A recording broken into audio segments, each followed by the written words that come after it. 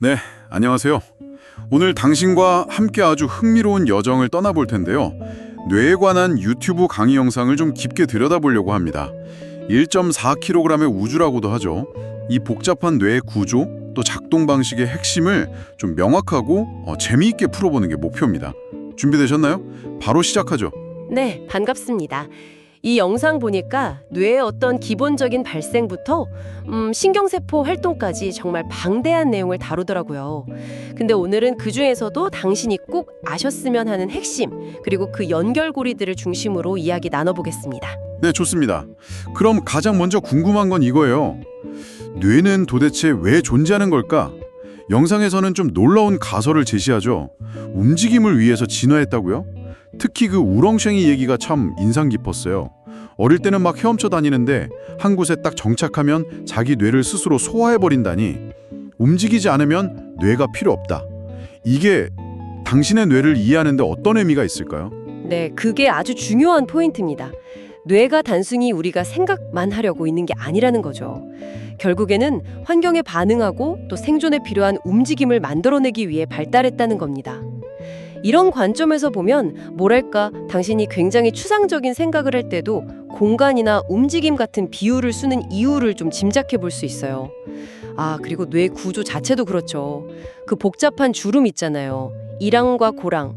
이게 사실 제한된 두개골 안에 어떻게든 표면적을 넓히라는 거거든요. 표면적을요? 네. 신문지 한 장 넓이 정도의 표면적을 그 작은 공간 안에 구겨 넣은 거예요. 더 많은 정보를 처리하고 결국 더 정교한 움직임을 가능하게 하려고 진화한 결과죠. 와, 그 좁은 머릿속에 신문지 한 장이라니 대단하네요. 그럼 그 움직임을 위해서 엄청난 에너지를 쓰는 기관이라는 건데, 뇌 속에 있는 그 수많은 신경세포, 뉴런들은 서로 어떻게 소통하는 건가요? 전기 신호를 쓴다고 들었어요. 맞습니다. 뉴런에는 이제 축삭돌기라고 하는 긴 케이블 같은 게 있어요. 이걸 통해서 전기 신호를 보내는데요. 여기서 또 중요한 게 수초 혹은 미엘린이라고 부르는 지방질 덮개입니다. 아, 수초요? 네, 이게 마치 전선 피벅처럼 축삭을 감싸서 전기 신호가 중간에 새나가지 않고 훨씬 빠르게 전달되도록 도와줍니다. 아하. 만약 이 수초가 손상되면 당신도 들어보셨을 다발성 경화증 같은 심각한 신경계 질환이 발생할 수 있는 거죠. 그렇군요. 보호막 같은 거네요. 그렇죠. 그런데 더 놀라운 건 이 전기 신호를 만들고 또 안정 상태, 그러니까 신호 보낼 준비 상태를 유지하는 데만 해도 당신이 섭취하는 에너지의 정말 상당 부분을 소모한다는 겁니다. 가만히 있어도요? 네, 가만히 있어도요. 뇌는 항상 활동 전이를 일으킬 준비를 하고 있거든요. 마이너스 70mV 정도의 안정막 전이를 유지해야 하는데 이게 에너지가 엄청 들어요. 마치 항상 충전된 배터리처럼 즉각 반응할 수 있도록 대기하는데 큰 비용을 지불하는 셈이죠. 와, 정말 에너지 소비가 많은 기관이군요. 그렇게 에너지를 써서 딱 준비하고 있다가 신호를 보낼 때는 또 전부 아니면 전부 방식이라고요? 오로논.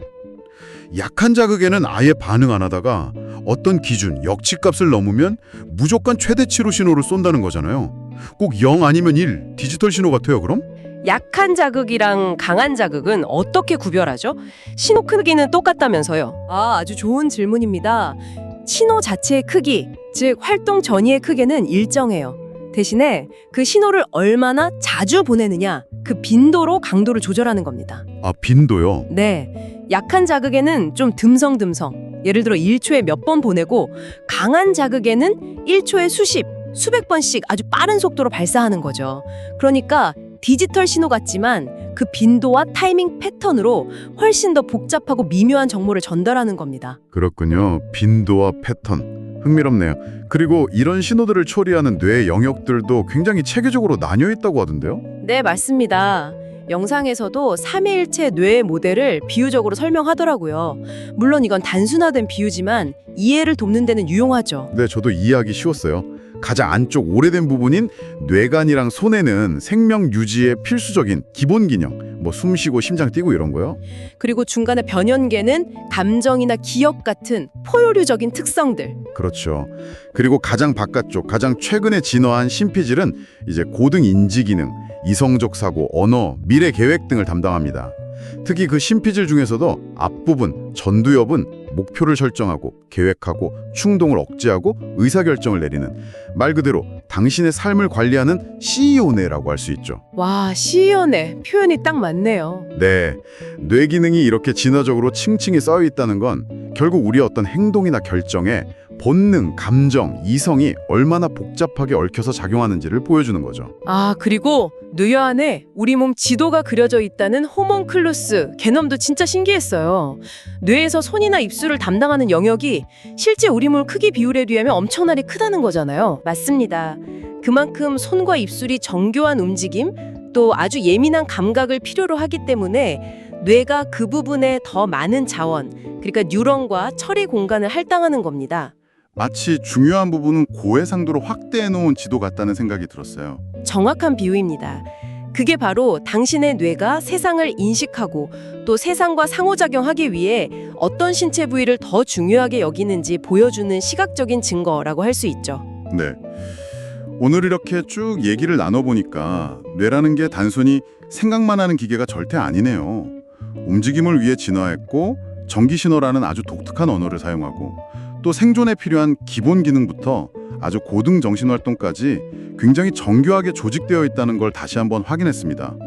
우렁생이 얘기부터 시작해서 에너지 소비 문제, 호몬쿨루스까지 정말 놀라운 점들이 많았어요.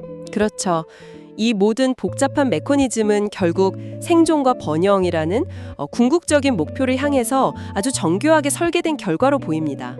하지만 뇌는 여전히 우리가 모르는 부분이 훨씬 많은 신비로운 영역이죠.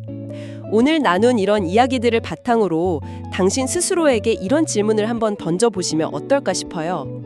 나의 어떤 반복되는 생각이나 습관들, 이것들은 내 뇌 속에 어떤 신경 회로와 연결되어 있을까? 그리고 더 나아가서 그 회로는 혹시 의식적인 노력을 통해 바꿀 수 있는 걸까 하는 질문이요. 이런 질문에 대한 답을 찾아가는 과정 자체가 아마 당신의 뇌를 더 깊이 이해하고 활용하는 흥미로운 여정이 될 거라고 생각합니다. 네, 정말 좋은 질문인 것 같습니다. 스스로의 뇌신경망과 습관의 연결고리를 생각해보는 것. 다음 분석에서 또 다른 흥미로운 주제로 당신을 찾아뵙겠습니다. 감사합니다. 감사합니다.